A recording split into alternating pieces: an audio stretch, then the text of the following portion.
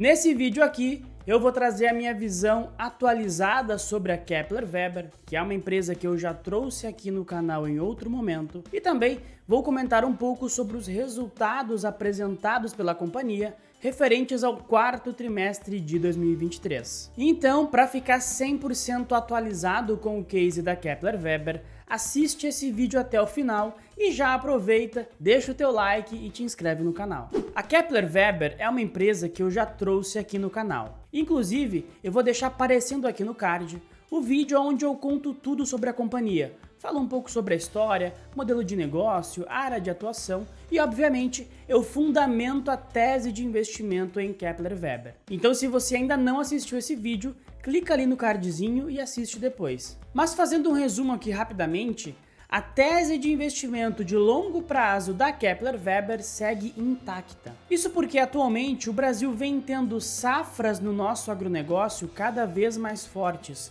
O Brasil vem ganhando produtividade, vem agregando tecnologia ao seu agronegócio. No entanto, ainda existe um gargalo muito grande no nosso agronegócio, que é a questão da armazenagem de grãos. Atualmente, o Brasil tem capacidade de armazenar cerca de 60% da sua safra. E à medida que a safra do Brasil segue crescendo e surpreendendo, se a nossa capacidade de armazenagem de grãos não crescer mais do que a safra, essa defasagem só tende a aumentar com o passar do tempo. E é justamente nisso aqui que se baseia a Kepler Weber. A Kepler Weber é a líder nacional no setor de armazenagem de grãos. E como eu já comentei anteriormente, a nossa capacidade de armazenagem de grãos aqui no Brasil vai ter que aumentar por bem ou por mal, não existe outra saída. E a Kepler Weber, sendo a líder do setor, vai surfar grande parte desse crescimento. No entanto, se a tese de longo prazo está muito bem consolidada, o curto prazo é um pouco mais turbulento. Isso porque nos últimos tempos nós tivemos uma grande queda no preço das commodities agrícolas no mundo inteiro.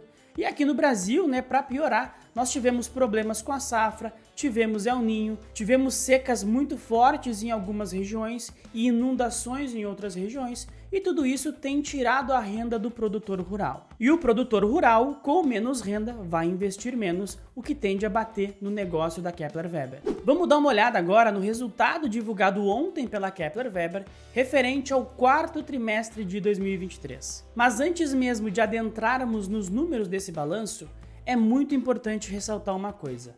2022 foi um ano completamente atípico. Foi um ano muito forte, nós tivemos safra recorde, não tivemos quebra de safra em nenhuma região do Brasil e o preço das commodities estava lá em cima. Por conta disso, o ano de 2022 foi excepcionalmente forte para Kepler Weber, o que é muito bom por um lado, mas por outro lado faz com que o ano de 2023 da Kepler tenha uma base de comparação excepcionalmente forte, que foi o ano de 2022. Então é muito importante termos em mente que 2022 foi um ano excelente, mas ele foi fora da curva. 2023 traz números mais próximos da realidade da companhia. Vamos começar a olhar esse balanço olhando para a receita da Kepler Weber nesse quarto trimestre de 23 e no consolidado do ano passado. Se nós olharmos aqui, dá para ver que a receita do quarto tri de 22 e do quarto tri de 23 ficou bem em linha, 502 milhões de reais. Então aqui tivemos uma receita muito similar.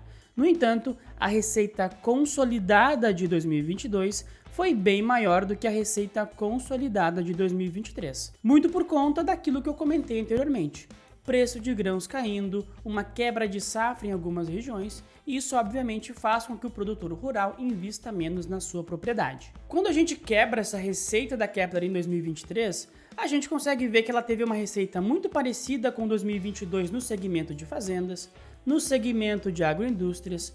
No segmento de negócios internacionais, essa receita deu uma caída em 2023, mas o grande destaque da receita da Kepler Weber em 2023 foi a receita de reposição em serviços, e eu julgo isso como sendo algo muito importante para a companhia. Como dá para ver aqui na tabela, a receita da Kepler Weber com reposição em serviços saiu de 66 milhões no quarto trimestre de 2022 para 88 milhões de reais no quarto trimestre de 2023. Tá certo que nesse crescimento aqui de 32% houve a incorporação da Procer, que não estava sob o guarda-chuva da Kepler Weber em 2022.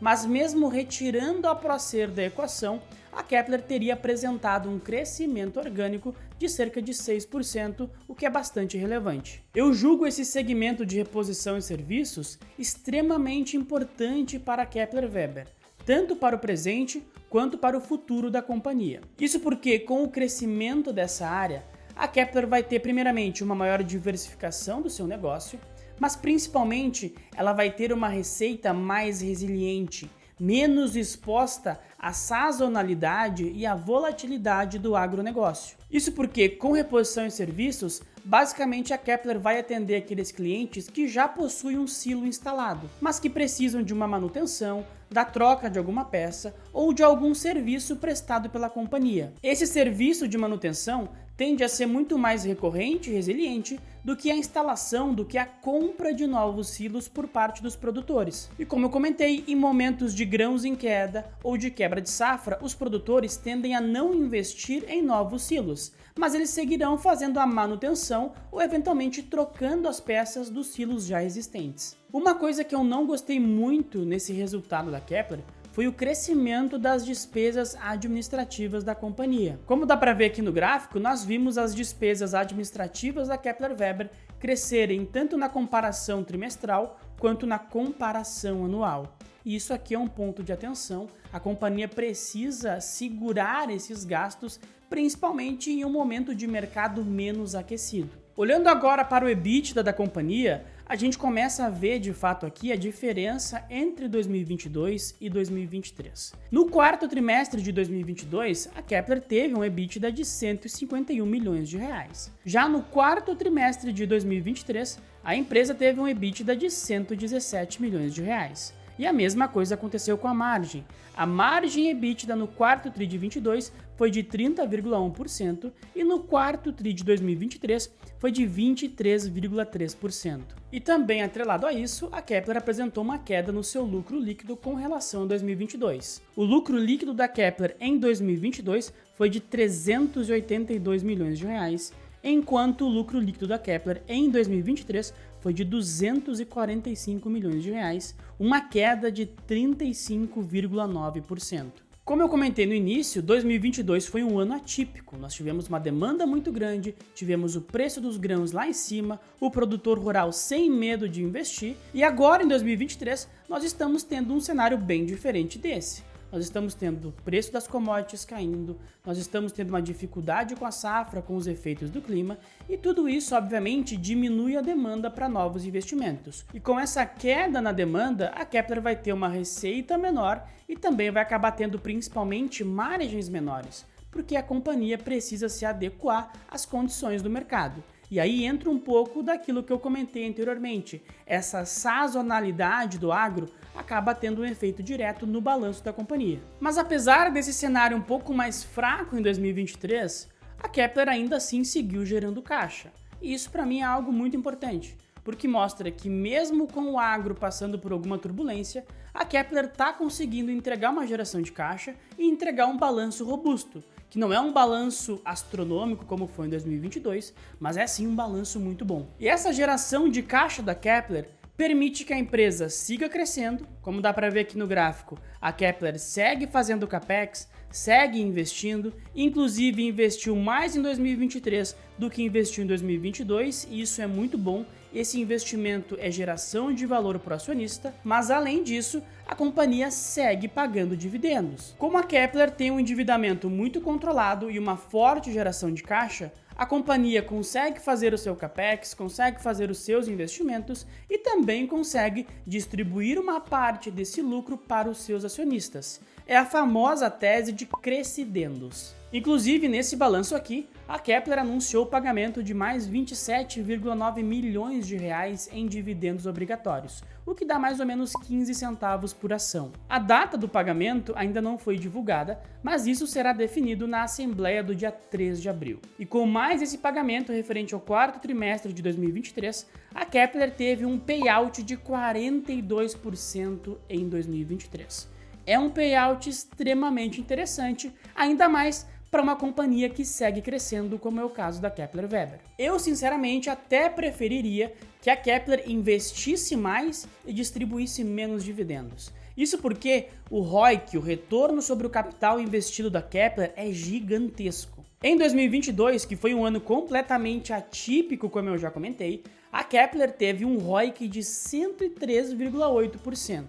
Já em 2023, com esses números mais normalizados, o ROIC da Kepler Weber foi de 44,2%. Mesmo diminuindo bastante em relação ao excepcional 2022, esse patamar de ROIC de 44 e pouco é excepcional, é excelente e gera muito valor para os seus acionistas. Portanto, apesar de um ano mais conturbado para o agronegócio brasileiro em 2023, a Kepler Weber entregou um balanço, entregou resultados muito sólidos no ano passado. E como eu já comentei, a tese de longo prazo da companhia é muito bem fundamentada e está muito bem estabelecida. E na minha opinião, é apenas uma questão de tempo para a Kepler surfar todo esse crescimento. Agora, no curto prazo, as coisas tendem a seguir um pouco mais turbulentas. Isso porque o preço das commodities segue caindo e nós estamos tendo alguns problemas com a nossa safra. Mas apesar dessa turbulência de curto prazo,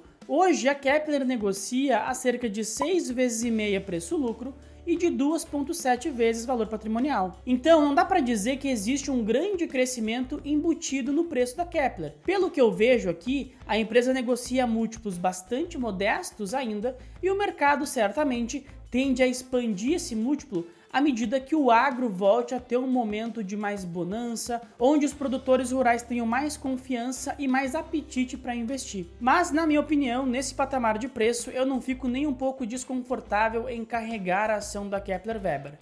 Principalmente porque é uma empresa que vai me remunerar via dividendos, vai seguir crescendo e tem um ROIC muito alto. Esse é o tipo de empresa que eu gosto. Múltiplo baixo, ROIC alto e geração de valor para o acionista. Se você chegou até aqui, eu quero te lembrar que eu sou assessor de investimentos. Se você quer que eu te ajude a investir no dia a dia, te ajude a montar a carteira, escolher as teses, acompanhar as ações, dá uma conferida nos links tanto aqui na descrição quanto no comentário fixado desse vídeo. Ali vai ter o link, tu vai clicar, vai ter um formulário, tu vai preencher o formulário e eu mesmo vou entrar em contato com você para a gente dar início a essa parceria. Também não esquece de deixar aqui nos comentários a tua opinião sobre a Kepler Weber. É para comprar ou é para vender? E por último, mas não menos importante, deixa o like no vídeo, te inscreve no canal, ativa as notificações para nunca perder nenhum conteúdo e compartilha esse vídeo com os teus amigos, com os teus familiares, para quem tu quiser. Tá certo? Muito obrigado pela atenção e até a próxima.